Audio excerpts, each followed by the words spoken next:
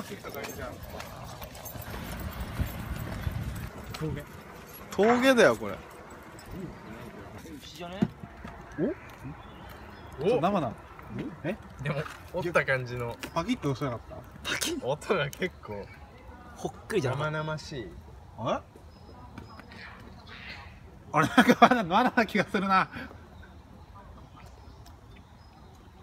ああでもサンマの残骸はもういい。いけるんじゃないけど、もうちょっとねこいつは伸びるしちゃって。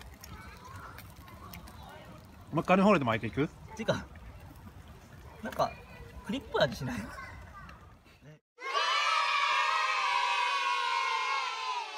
はいまた。はい。いくで。はい。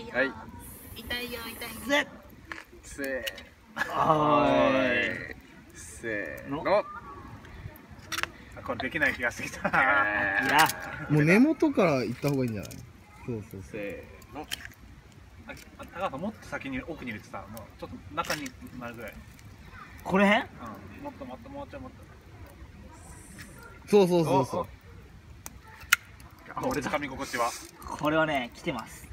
せーの。おお。うわーなんかねああいいのかこれ。これはいいのか。これはせーの。おお。なんかすげえ。それ何？それって食えるやつなの？大丈夫森さん。わからん。あれはなんだ。これはなんだ？でも色はなんなんだこれ。脳みそかな？いきます。熱い。あ、硬い。ああ。これは炭じゃねえな。あっち。すげえうまそうじゃん。いただきます。あ。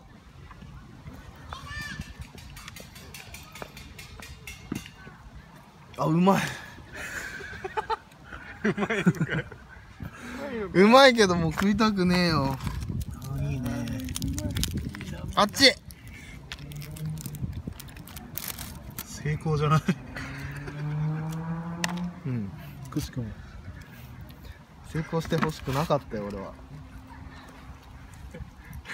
成功すんだよ。あれがよ。